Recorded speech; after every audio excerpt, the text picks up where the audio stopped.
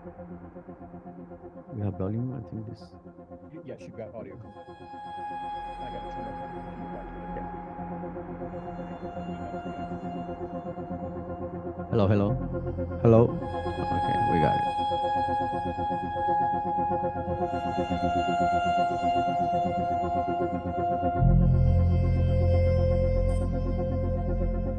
I started noticing my first symptom 4 months after I had my last child. My thumb would twitch on and off, but it was not consistent. I also would have some shoulder pain and mood changes.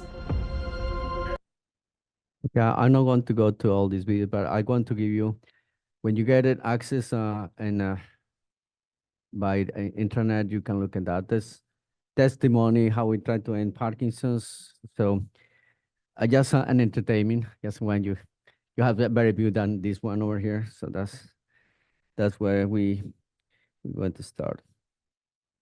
Okay, let's start another one here. Yes, a movie night. It's not Friday, but that's, you recognize this guy right here. Let's.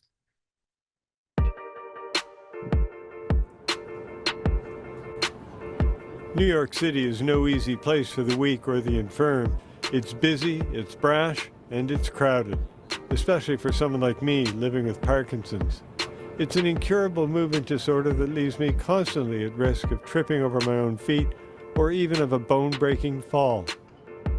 But it's a risk I'm willing to take because I'm here today to meet someone who knows more than most about the ravages of Parkinson's disease. A Canadian cultural icon whose determination to meet inevitability head-on is at once both futile and deeply inspiring. Someone who can grasp the future by the throat, even though, as he freely admits, his future is rapidly diminishing. All right.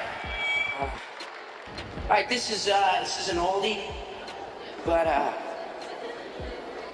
well, it's an oldie where I come from. All right, guys, listen to this blues riff and B. Watch me for the changes and try and keep up, okay?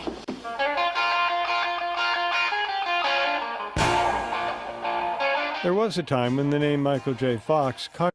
Okay, thank you for the sponsor, Michael. Just getting there and in this, and then today we want to talk about the different five senses, special senses. So we start with the sense of smell. So, in Parkinson's, decreasing sense of smell can persist for years. Any motor symptoms, we call them non-motor symptoms. So there are different theories about this. We talk about the alpha-synuclein affecting that nerve of the bulb and producing later on time the motor symptoms in Parkinson's. So like about, some people said 85, some people say 96% of people with Parkinson's have decreased a sense of smell.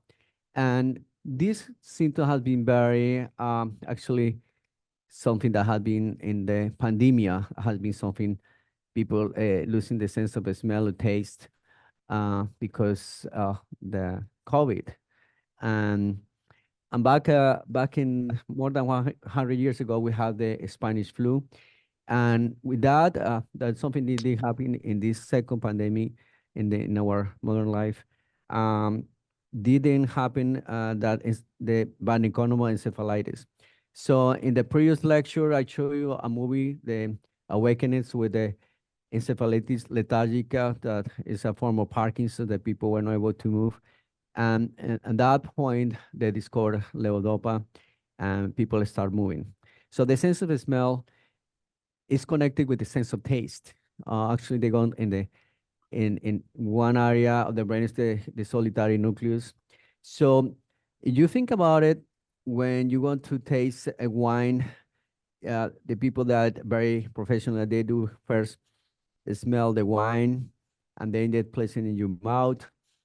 They have the flavor, they place it all in the bots of the taste. We learn about the different tastes, different bots, a different sensation of taste, from the sweet, from the sour, for the umami.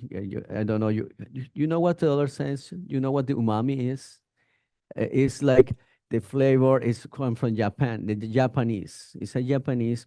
Before you said only sweet, we got the salt, the sour, and the bitter, but there is another one is the middle of the tongue. The umami, that is from the Japanese. It's another flavor. When you have this flavor for the fish, this flavor that's make it full of flavors is the our sense of taste.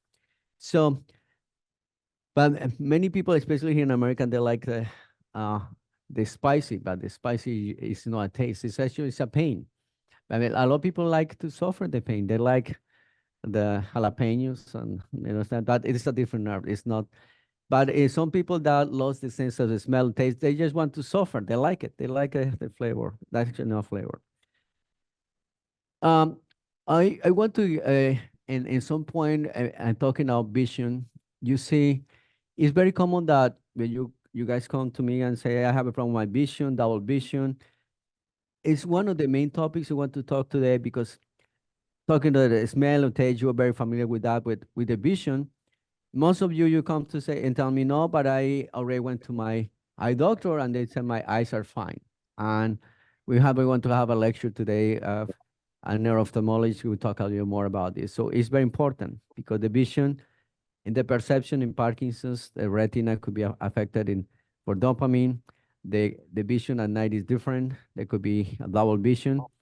And as well, we're talking about vision like hallucinations. So the area of the brain is not only the eyes, but the area of the brain can be affected, and the occipital could be affected. And the hearing.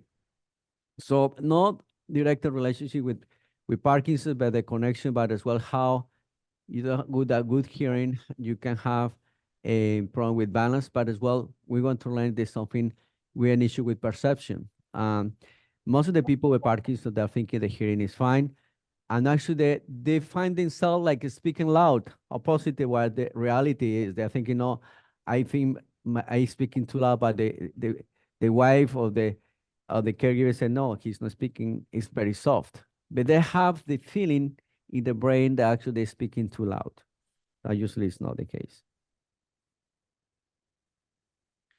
Okay, so this is the sense of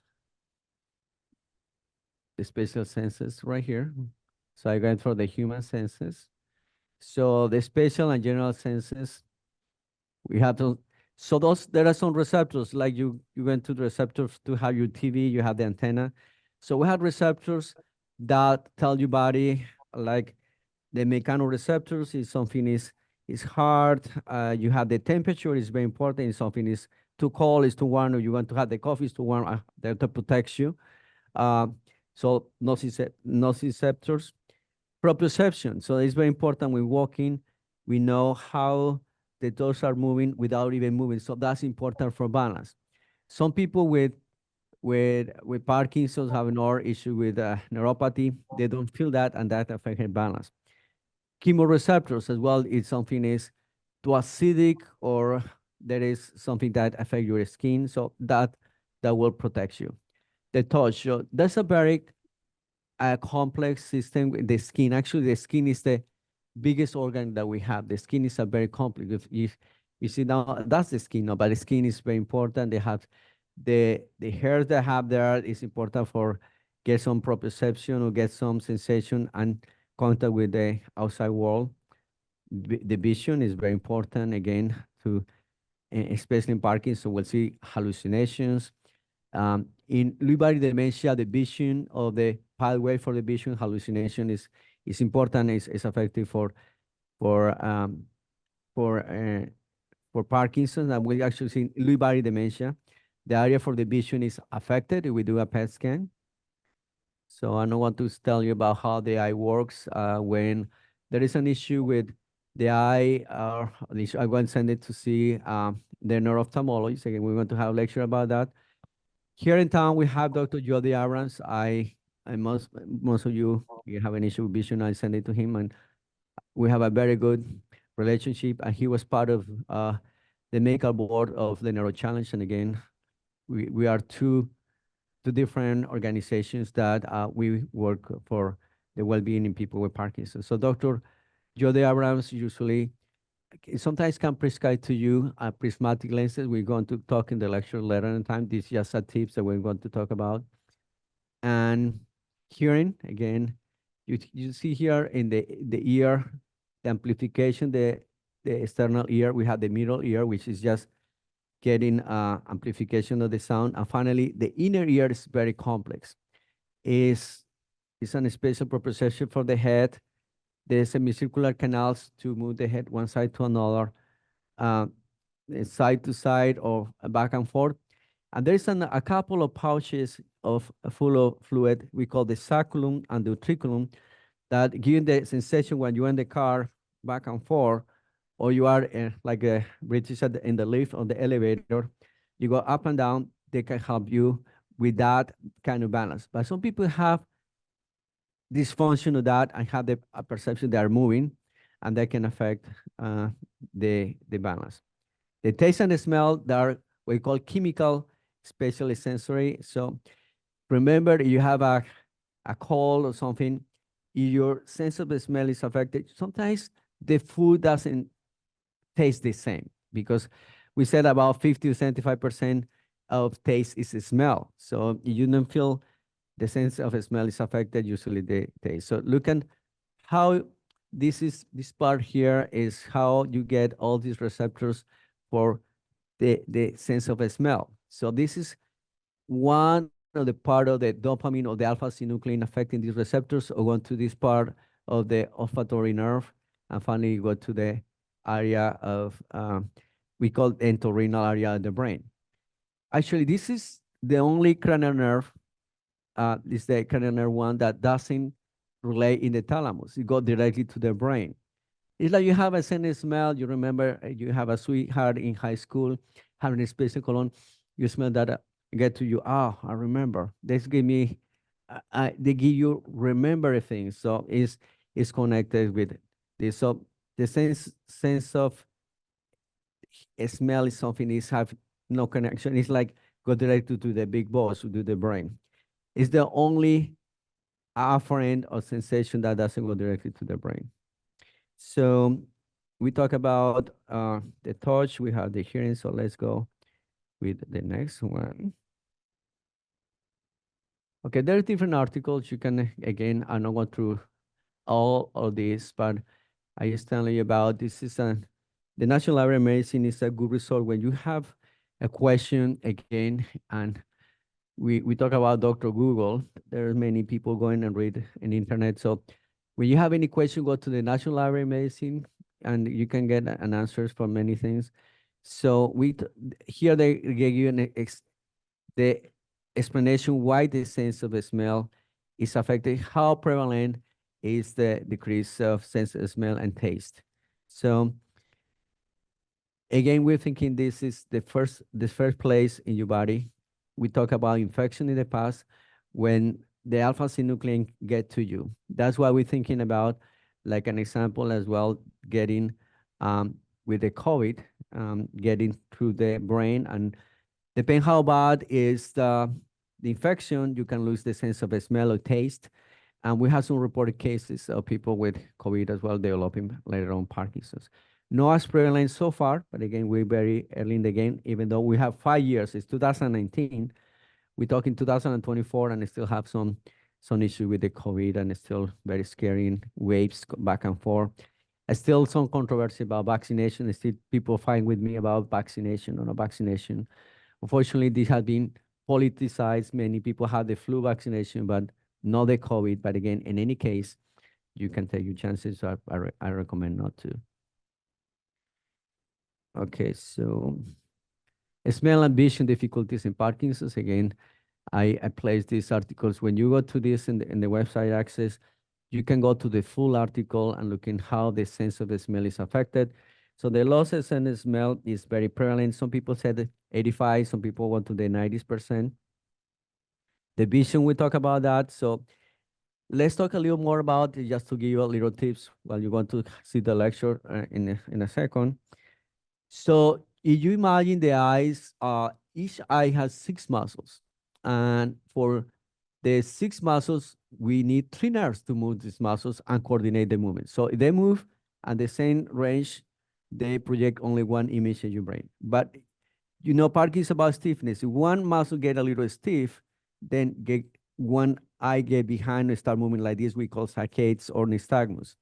So that can produce double vision.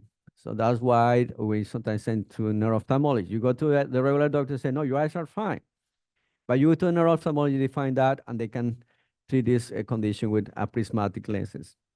Blurred vision as well. And the night vision could be affected as well because the receptors in the retina could be different. Double vision, that's another topic, and they want to talk in 1 second. The neuro-ophthalmologist. Sometimes the eye could be too dry or could be watering eye. So this is, again, the lecture you're going to see how can be some very significant blepharitis, or if the eye doesn't cover very well. Remember, the eye doesn't have in the front significant circulation. So everything is dependent of the blinking of the eyes. And Parkinson's, the blinking sometimes is decreased. When Parkinson's, they have a condition about blepharospasm, not able to open the eyes. So that we can do Botox injection for that. But sometimes Botox by itself can produce dry eyes as well. So that's difficult. Another thing I had to talk about visual hallucinations, which is very common in Parkinson's. Okay, so let's continue with this one here. Okay, this is an article and the Neurology, which is the journal that we use. This is the American Association of Neurology journal. So let's talk, they have just in summary here, primary sensory symptoms in Parkinson's. So they said they did a study of about 101 patients, and they found about almost half of the patients, 43 patients, have problem with sensory symptoms. So sometimes we disregard a little bit this because we say Parkinson's is motor, but we learn more and more that sometimes people have some symptoms and like paresthesias in the thorax. We have some symptoms that we call spontaneous pain, paresthesias. So we're thinking, no, is that you have neuropathy? No, that's something that had been studied and it could be occurring in Parkinson's. And I'm be careful with this word. I want to say formication. I'm not telling fornication. I'm telling formication.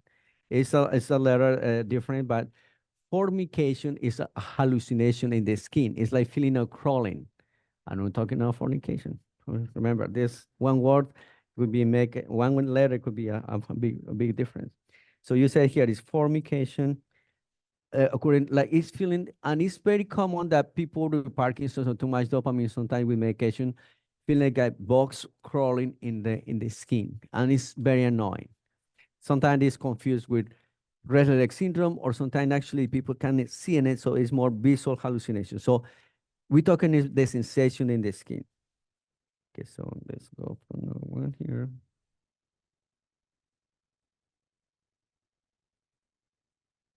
Okay, so proprioception. So the proprioception is a sensation that, again, if I move my finger here without seeing, I know I'm moving up or down, that's very important for balance. So we see that definitely it's decreased central integration of that, especially with dopamine, especially in people with Parkinson's in the ankle. So that affecting, so we're learning more and more that affecting his balance as well. So that's something we're learning from this lecture as well. Hearing. So sometimes you listen to me, you're hearing. Most of the people with Parkinson's will have some problem with hearing. So it's not only the hearing, it's the processing of the hearing. So let's talk about this condition right here. So what is the auditory? Sorry for the. So what the auditory process is? Sometimes I have difficulty understanding or reporting spoken speech, and especially in my clinic with my accent, they have more problem with that. That is fine, but just by itself, so that's why I need the caregiver here. So difficulty understanding is part of the problem in Parkinson's. Feeling like you are always speaking too loud, what is the opposite? There are many people that actually some speech therapy use like a device to play some noise as a part of the speech therapy, and that people with Parkinson's speak louder. Asking and repeating the same thing, sometimes feeling confused because there is no good perception, they can get a little confused. And or have some difficulty making in the conversation, difficulty finding words. I'm sorry, this is from here. Having trouble with spelling or speaking loud. So how will we treat this? We know we had to go with the speech therapist, or we had to be cognitive. So it's complex. So I want to, one of the center of my lecture today is here. Actually, I want to give the microphone to one neuro-ophthalmologist, and she's very good. So I find this very good. So let's get her to speak. This, you want to find this very interesting. There is more videos, but again, this is like Netflix. I give My name is Julie Chen. I'm one of the neuro-ophthalmologists working at the UWI clinic. And I'd like to thank Nancy and the colleagues for putting together the Moving Forward event and for inviting me to join you tonight. So I'd like to share with you some of my experiences with ocular conditions associated with Parkinson's disease. And so you all know that Parkinson's disease is a type of neurodegenerative disease that affects patients' mobility and cognition. And patients with Parkinson's, we have lots of ocular problems too. And some of these are more specific for Parkinson's, and some of them are not. They can happen among general population. So, but what we need to know here is what kind of a condition that you may have and what options are out there. So knowing that, a better understanding can help reduce anxieties and frustration. And I'm going to try my best to keep you all awake, but if you have any questions, just interrupt me in the middle of the talk. Try here. I have no financial interest to disclose. So in today's talk, we're going to talk about what ocular symptoms would you experience in Parkinson's, and why would you develop these symptoms, and how are these symptoms treated. So ocular symptoms are quite common in Parkinson's, and many of you have probably already experienced a bunch of them. So blurriness, surface irritation, double vision, light sensitivity, and hallucinations. And so these symptoms can accumulate to the point that interfere with your daily activities. Drivings, readings, those are big. And sometimes it can get to the point that you feel like you can't function. And but things can get even worse, because when you go to see your eye doctor because you can't see well, they may tell you, well, you have a normal eye examination. Looks. And that's happening all the time. They come to say, no, I see my doctor. They say, fine. So I don't know what you're talking about. Why you send me to a neuro-ophthalmologist? So I said, you need to go to a neuro-ophthalmologist because we had to more in depth. You have 3 nerves and 6 muscles. So let's see what happens. It's like you don't have much of things in the eye that we can see. So a number of changes can happen along with the progression of Parkinson's. And they can happen in both in the eye and in the brain, or the connection between the eye and the brain. So, so together they can really cause problem in your vision, your ability to see. So these includes decreased contrast sensitivity, decreased color discrimination, retinal dopamine deficiency that goes along with a general overall reduction of dopamine production. And also visual spatial deficit, which is a problem that has something to do with the brain and eye connection. So we're going to talk a little more about contrast sensitivity because that's important for your ability to drive. So this is another topic, is very sensitive. I have to face every day. The family said, usually the daughter is there, the husband is there, and the patient is there. And they said about driving. So she said, I can drive. 2 people behind said, and they said, okay, so let's talk about it, right? So it's very sensitive. Remember, if we're in New York and in a place, or in DC, we have public transportation is fine. You can take the subway, but here's a different story. If you don't drive, I take away your independence. So it's very difficult. But on the other hand, I have to be sure that I make you safe, because they say yes without even getting more, we can be in trouble, because you can have an accident and then it will be on me and the family will be very upset. But on the other hand, I had to be fair, right? Because I don't want just assuming that you're not driving. Like when you want to go to renew your driving license, because checking, they're assuming you cannot drive because you just have Parkinson's. So that's not fair. So let's see. This is very important. So contrast sensitivity is important feature of our visual function, although unfortunately we don't normally test it. So you probably never heard somebody tell you that you have decreased contrast sensitivity. And so the contrast sensitivity measures our ability to differentiate objects from their background. So this is critical in situations such as low light, fog, or glare, when naturally the contrast between the object and the background is often reduced. So one big example is driving at night. So driving at night really requires good contrast sensitivity, and in order to drive safely. So this is the contrast sensitivity chart, and you probably never seen this before. So look at that. So that's a contrast sensitivity chart is something we don't usually do, but neuro-ophthalmologists do. So you see the high contrast, you see here the B when it's very clear, but the low contrast, you barely see the R right there. You have a difficulty. So you don't look at that, as you mentioned, in the glare, in a foggy situation or night driving would be a problem. And you're not able to distinguish an object, you cannot distinguish a person. For example, you're driving in Sandermans and you don't see at night, you have this thing, and sometimes the glare or something, you have to be extra careful. You're probably a very responsible person, but if you don't have that, you can be in trouble. Because this is normally used in a very specific situation. We don't normally test it in the eye clinic. So on the top over here is the letter that has high contrast. So they look more black. They easily stand out from the background. And here's the high contrast. And the bottom right, here, over here, it's very hard to see, right, the letters, because they look gray. They don't stand out that easily from the background. So these are the letters that has low contrast. So in the eye clinic, remember those letter charts?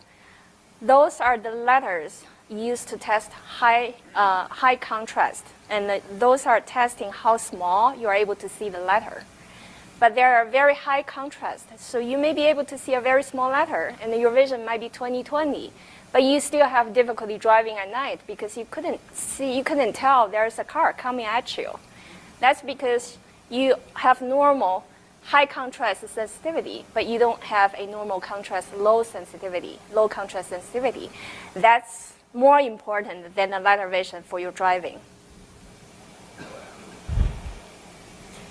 So impaired ocular motility is also very common in Parkinson's patients. And this goes along with our generally decreased motility in our body. So now among various of ocular motility function, the saccade is one of the more important specific aspect of the ocular motility for Parkinson's. For saccade, it's a type of rapid eye movement that allows us to do a quick shift from objects to the other.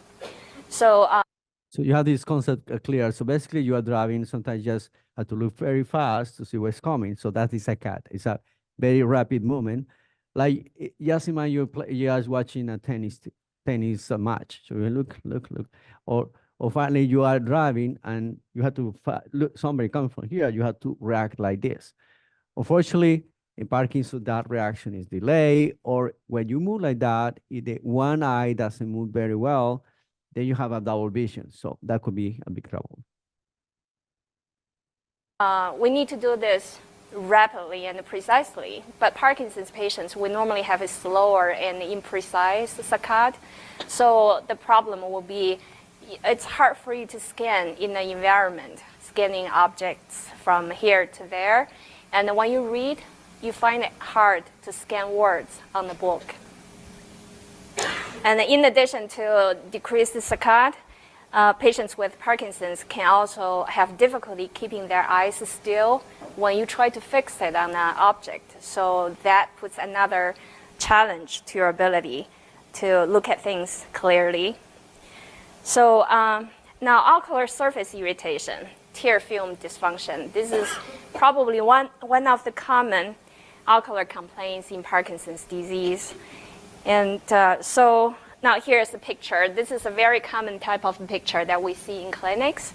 And you can tell that the eyes are very angry. It looks red and it looks crusty. So here are the eye symptoms you may experience when you have a suboptimal tear film production. So light sensitivity, tearing, crusting at the eyelash, eye stuck in the morning, and dry eye, burning, gritty or sandy sensation, red eye, and sometimes you can have eye pain too. And so remember that many Parkinson's medication, when you have severe dry eye, you need to look at your medication list because a bunch of them can reduce the tear production. And so those are Artine, Cogentin, Arcanitin, Norflex, Camadron, Aripiprazole, and Somatrol. I think you don't recognize most of the medications. Most of the time, I avoid these medications. Artane and Cogentin are anticholinergics, and they can affect your cognition. The Akiniton is something that I've been used very long time ago. They don't even prescribe anymore. And the last 3 or 4, again, they will never use those.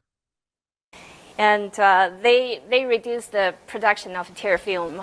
They can also make your vision blurry through another separate mechanism. So make sure that to look through your medication, and especially if there's a recently added medication like this. So meibomian gland dysfunction is another big contributor to tear film dysfunction. So meibomian gland over here is this little tiny oil gland that lines up the upper and the lower eyelid, just like oil pipes. There are about 50 of them in the upper eyelid and about 25 of them in the lower eyelid. So they produce oil that coats the surface of the eye. This oil can keep the eye, keep the liquid tears from evaporating. So it's very important in the maintenance of the tear film. So when you have a meibomian gland dysfunction, and you can have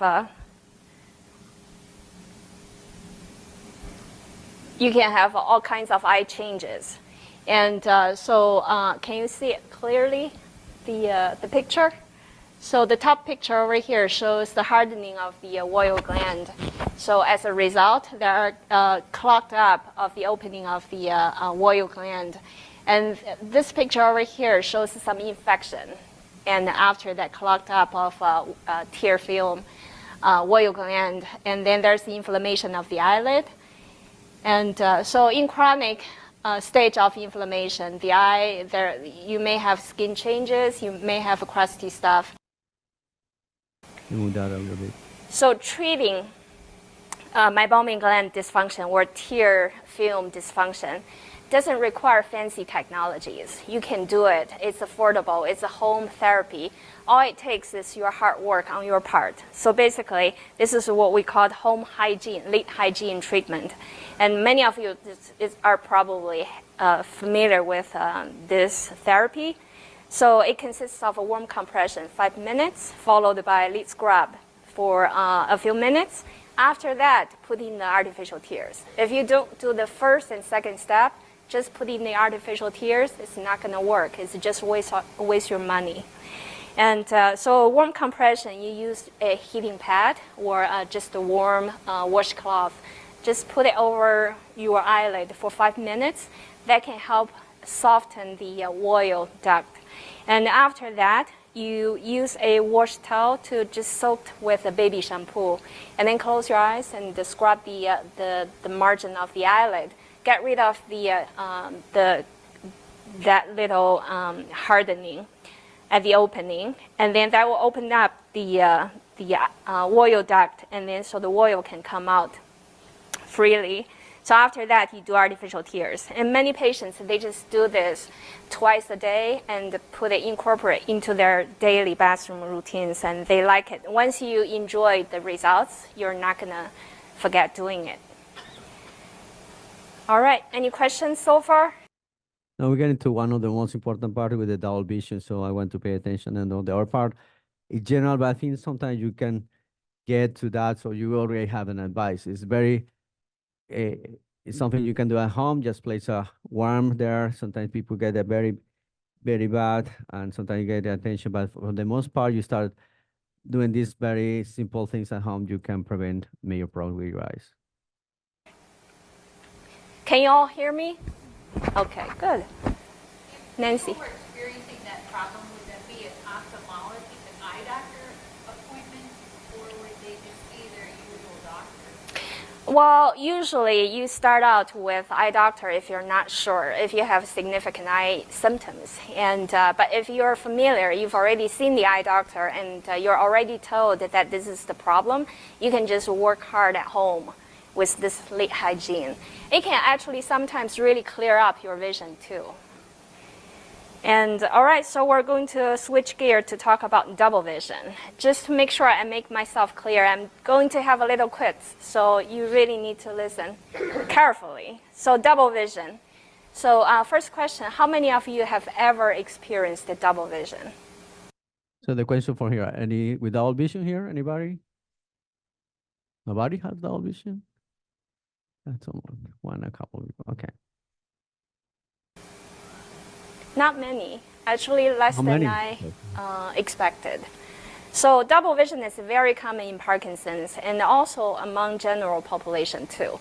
So it sounds pretty straightforward, the double vision, what double vision is. Seen double, seen to image, right? But double vision can be more complicated than that, because the cause of the double vision can be many things, and some of them are more serious, such as stroke, brain stroke, or brain tumor. Some of the causes can be as simple as dry eyes or inappropriate eyeglasses prescription. So when you see double, the most important thing for yourself, for you, is to figure out whether you have monocular or binocular double vision. Now, this is what we need to catch really carefully, because you need to do this for yourself. This is important and convenient if you know how to do it. So here's what you want to do. When you have double vision, you cover one eye or the other, and then you should be able to tell if double vision goes away when you cover one eye or the other. It doesn't matter which eye you cover. So you cover your left eye, you still see double. You cover your right eye, you still see double. That's monocular double vision. That means the double vision, you see double when you only looking at things out of one eye. So if you cover one eye or the other, it doesn't matter which one you cover, double goes away. That's binocular double vision. That means you have to look at things with both your eyes open in order to see double. So is that a pretty clear definition? Okay, so now I'm going to ask, for those who have ever seen double, do you have, how many of you who have monocular double vision? I only see one. So I would assume the rest of you, you will have a binocular double vision then? Is that the case? Okay. All right. So that's clear. When you cover one eye and the vision, double vision goes away, is binocular. But you cover one eye and still having double vision is monocular. So that's very important. now there are some other tips to help you differentiate between monocular double vision and the binocular double vision. So in monocular double vision, this is how it looks like. So the two images, one of them looks like a ghost image or shadow overlapping with the real image. So here is the shadow. And many times it can be blinked away. So you blink, you try to focus, refocus, the double goes away. So that's monocular double vision. So monocular double vision is usually related to the eye surface problem. So dry eye, blepharitis, so meibomian gland dysfunction, the tear film becomes irregular. And or it could be eyeglasses issue, inappropriate eyeglasses prescription, or it could be cataract. So, but none of those causes for monocular double vision is either life-threatening or vision-threatening. Yes, we need to take care of it. We can do at home, hygiene therapy. For dry eyes, blepharitis, we can go to the optical shop to get the glasses to get rid of double. We may need to see an eye doctor for cataract surgery, but none of them will cause your permanent vision loss. So this is monocular double vision. So in contrast, the binocular double vision, the cause, whatever caused the binocular double vision is more serious. And it's usually related to a neurological disease. So binocular double vision, when you see a binocular double vision, the two images are equally clear. So it's real two images. And the image can be up and down, can be side by side, or it can be crooked, so diagonal double vision. So the cause of the binocular double vision is because due to the misalignment between the two eyes. So it can happen with damage of the nerve, with the damage in the brain. So it could be anywhere from brain tumor, stroke, aneurysm, or some other neurological diseases, myasthenia gravis, or a stroke to the nerve that controls the muscle, or it could be eye muscle problems, sometimes from inflammations, from tumor infiltration. The bottom line, the binocular double vision is way more serious, and then you need to see an eye doctor for further evaluation. Any questions? Yes?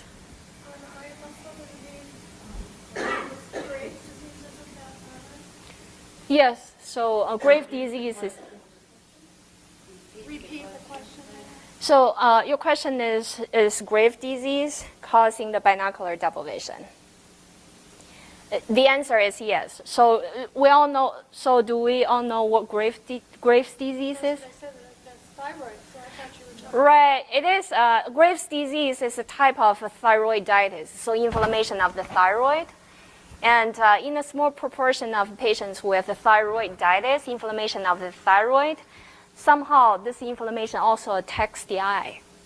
So that's Graves' eye disease. So when people have Graves' eye disease, there are a huge amount of inflammation of the eyelid, of the soft tissue behind the eyeball, of the eye muscles itself. That's why people may have double vision. But when you have a Graves' eye disease, you can have all kinds of ocular problems, not only the double vision. And does that answer your question? Yeah. So bottom line, again, when you have binocular double vision, go see eye doctor because you need to be further evaluated. So among various causes of binocular double vision, convergence insufficiency is one of them. It's very common. It's very common for both Parkinson's disease patients and for general population. So we're going to just talk about convergence insufficiency a little more because it's important for your reading, and which is what many Parkinson's patients find difficult with. So convergence insufficiency is defined as dissociation between the two images. When you look at near, two images are always side by side. It's always at near. So it's more prominent when you read. That's how you find it. And when you drive, when you watch TV, no problem at all. So in addition to double vision, patients may have eye strain symptoms, usually brought up by prolonged near task. And so you may have eye strain, eye pain, discomfort, and sometimes headache. But in convergence insufficiency, you shouldn't have any other neurological deficits. So no other stroke-like symptoms. If you do, that's not convergence insufficiency. So here's what convergence entails. So now, convergence is the process of the eyes. Eyes are turning in when we look up close. So here is Carol. Carol is standing at distance. When you look at Carol, the two eyes are slightly apart. Now, Lee, she's standing right in front of you. So when we look at Lee, our eyes goes in towards each other. That's convergence. And so in patients with a convergence insufficiency, our eyes are not coming in sufficiently when you look up close. That's why there's a separation of the two image. So that's what caused the double vision at near. So the convergence insufficiency, you need to see an eye doctor. And there are a couple of things that we need to pay attention to. So with convergence insufficiency, a lot of times you will hear that your doctor says, we better to get rid of those fancy bifocals and progressives, and then just use the single vision lens that can help with your gaining your convergence power. And we'll talk about that. And the exercise, many patients ask me whether they can exercise of their eye muscles. The answer is no, unfortunately. The exercise wouldn't work at this age. And the prism is the treatment for convergence insufficiency. So here, so the prism is an optical device that helps to bring the two images together, basically an optical illusion. And so there are two types of prism glasses. Now this one is what we call Fresnel prism. This is just looking like this. You may not be able to see it because of the background. It's a plastic film with lines on it. We stick it onto the eyeglasses over here. And so this is a temporary one, and you can take it off, put it back on, and it's low cost. We always do the temporary one first. And sometimes people go to an optical shop and then they put the permanent one immediately. That's a lot of. Okay, I'm not going to go to the whole thing here, but I want to go to spontaneous blink. And if the blink is reduced, then that can damage the tear film integrity. So in Parkinson's, it's very common to have decrease of the blink. And because the blinking, the eye is what get like the moist, then you can get problems with that. Dry eyes. Blepharospasms as well is very common. So sometimes people get like we call like dystonia of the eyelids. They can keep the eyes closed or very difficult to open. We can consider doing Botox injections. Or sometimes the eyelid doesn't move as you want, so that has difficulty to open the eyes. So let's keep going. So when you wake up, we talk about blepharospasm. Botox is the way we use. So the impairment of the movements of the eye. So sometimes you don't move the eyes, as mentioned precisely. You can have double vision. She just explained very well about the converged insufficiency and having in Parkinson's. Let's keep going like that. We're not going to cataract surgery, but that can happen in the age that can complicate vision in Parkinson's. So when you got the cataract surgery, when I do the MRI, I can say you have already cataract surgery or not, because usually the normal lens is like more white, when the intraocular lens is there, is totally transparent. And the problem with these kind of lenses, she will mention there are different types of lenses, the monofocal and multifocal. So she recommends the monofocal better. The same with the regular glasses in Parkinson's. It's very difficult to go with the bifocal or the ones that are transition. It's better to use only one type of glasses for reading, one for distance. Usually in Parkinson's, it's more difficult to use these fancy glasses because it can produce more dizziness. So let's continue with this over here. So she recommend only multifocal really for people like still young person that start doing tennis or something like that. But for the most part, it's better to use the simple ones.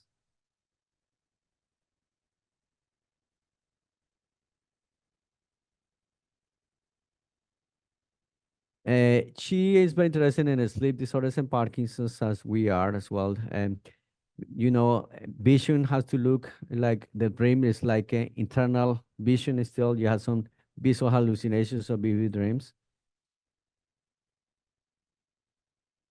And she talked about here about the area, the connection between the eye and the posterior part of the brain, we call the occipital area. Let's go Both ahead. in circadian scientist. 3 circadian scientists, American. So this is just relevant to that. So circadian rhythm is a type of physical activity. So she's talking about the sleep at the circadian. Circadian, that means around the day. So the morning of the light is talking about the eyes.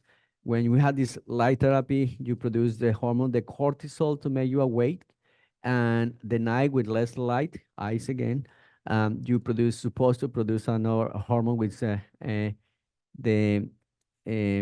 the hormone for This is a sleep collection. in the pineal gland.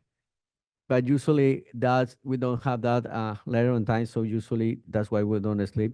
So it's always say take melatonin, and that's usually it's not as effective. So let's almost finish here and see what you had the conclusions. Almost there. Let's go. Connected to the eye. This is the important biological clock. So this is in the hypothalamus. This is the sleep regulation center.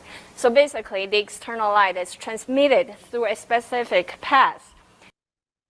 Ultimately, our goal is to develop potential intervention using light therapy to promote sleep in Parkinson's and in elderly in general. So stay tuned. So one thing with the senses, again, light therapy is very important. So if somebody have sleep problems, we recommend a previous lecture we have been talking about, have a routine for the sleep. You want to get out, open the windows, be sure you get the light, have the cortisol, not to oversleep, be sure you not sleep too long during the day, not have the naps, and hopefully prepare for the night. When you get the darkness, again, eyes, that's part of the eyes, then you can start preparing for the night. I think we're going to hopefully to develop to that stage in a few years. All right, here's take-home points.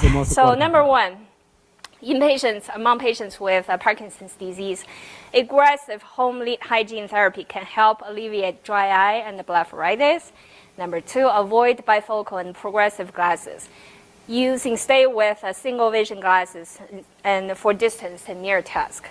And number 3, avoid multifocal or be very careful about multifocal intraocular lens upon the time of cataract surgery. And number 4, now Parkinson's disease patients, even if you have normal eye examination, you have vision of 20/20, you can still have significant functional impairment, such as driving at night. And so it can be explained. And even though you have normal eye examination.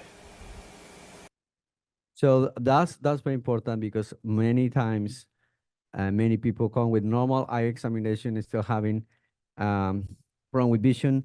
And when I mentioned to see neuroophthalmologist, I said, "What? Why you want another doctor? What are you talking? You have some connection why we had to go to another doctor. That's why."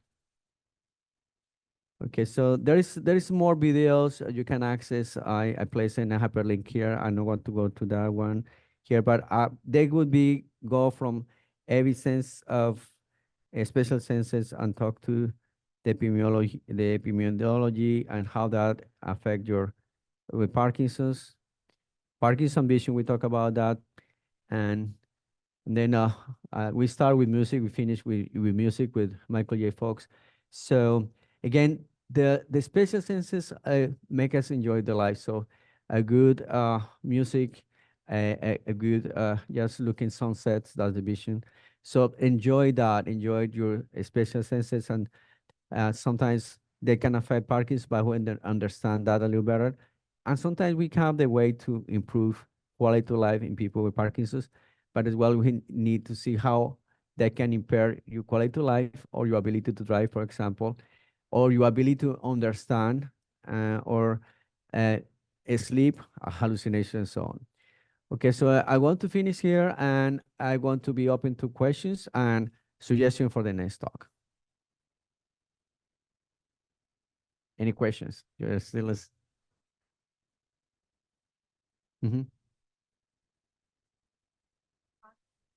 Yeah, that's difficult. So that's why I had to do an evaluation. When you go to actually a good person to look at that is a speech therapist. So the speech therapist doesn't look only for cognition, to look at what really the comprehension, to look for the cognition, and they are very good in that one. Yeah. You have to try to distinguish. And even sometimes it's very difficult. Yeah, it's very difficult, and sometimes could be both. Yeah, very difficult. It's a tough one. Okay, any other questions? Sleeping. Okay. I know this is, yes, sir.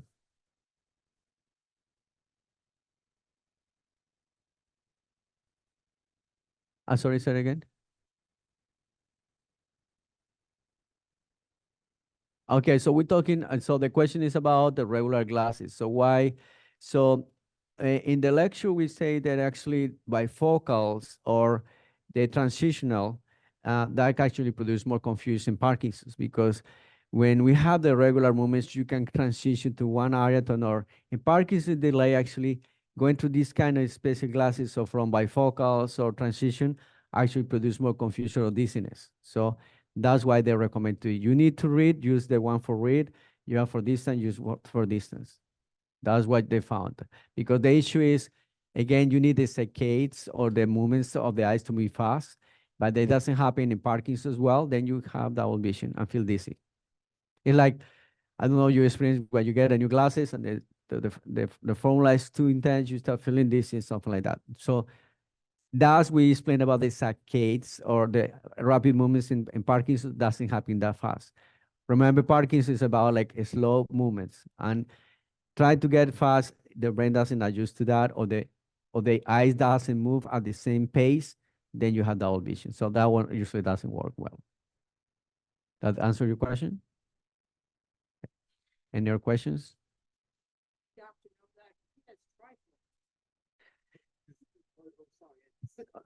And still using it, you okay?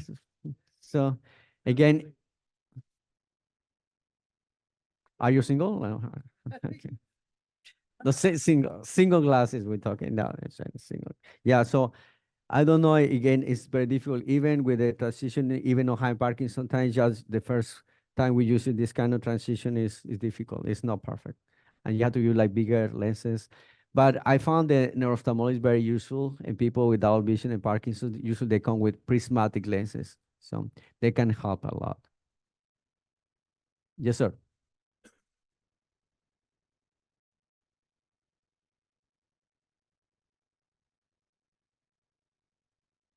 So the question is, and I got the feedback from somebody, so I had to repeat the question as well for the Zoom. So if there is any prescription or any remedy or any treatment for a sense of smell or a sense of taste, unfortunately, there is not. So basically what happened is the alpha-synuclein, remember the misfold protein is damaged that area of the nerves. When there is an inflammation like in COVID or there's some just transition, there's just an inflammatory, there's a virus that is only stay there for a little bit. If there's no producing damage, it's fine. Just think like a stroke. You have a stroke, produce some damage of dying cells. So unfortunately, the sense of the smell where it's gone is gone. However, you have patients know just diseases. So sometimes people is telling me, I don't know how true it is, but they said just with dopamine, sometimes they get better sense of a smell and taste, just just in the beginning. But it's for a very long time. You have years and years. Most of the time, not. No, there is no improvement. Your questions? Yes. Sure. She's one of the patients that she's her it's no family, but it's family because we have the same last name. Yes, she asked me to be a translator for her.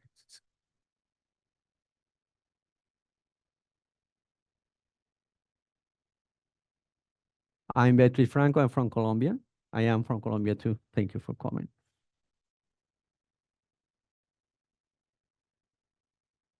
My English is a little crazy.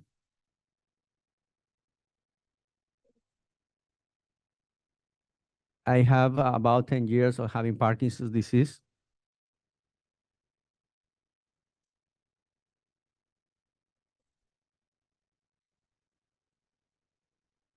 I have been through about, in quotation mark, genius of the neurology before.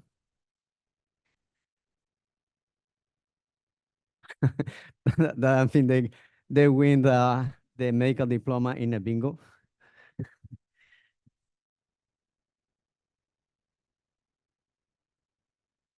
Neither one knew what I had, and they only sent me a muscle relaxants.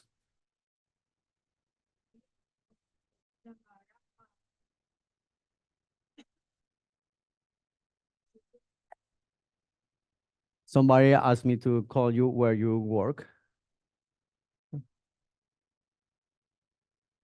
But I didn't know which neurologist I had to ask for the appointment with.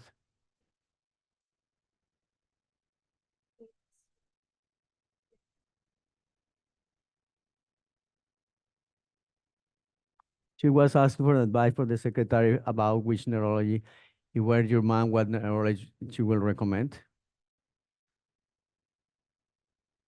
She answers with the Dr. Gonzalez. Thank you for that.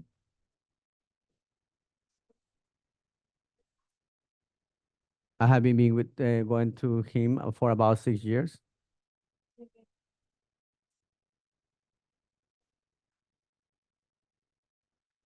Initially, I was walking like I had a stroke where I was not able even to walk. And Dr. Gonzalez just looked at me how I was walking. He knew what was my diagnosis.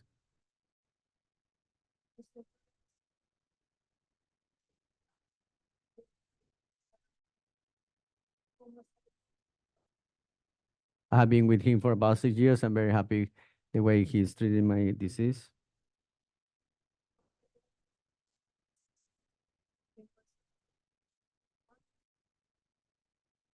I just very thankful about this place, and I'm very happy with this being here.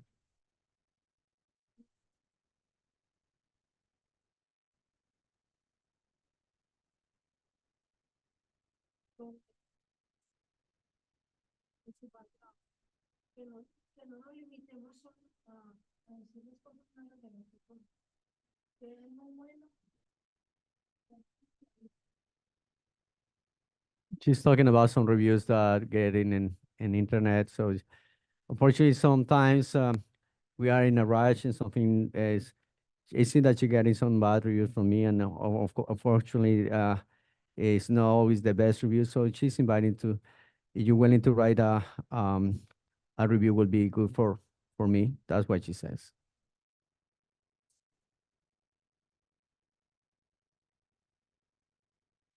That will show our support to Dr. Gonzalez and our being grateful with him. Thank you. I'm sorry.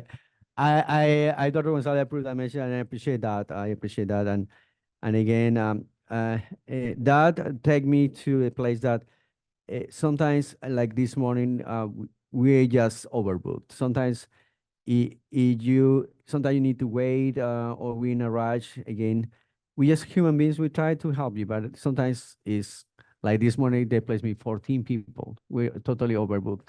So I even have something to eat, but I very patient about parking, as she said, and if there is any boo-boo in the road, and you have to excuse me. That's all I asking, and thank you for the kind of words from my patient, and I'm just very grateful to be here. That's all I say.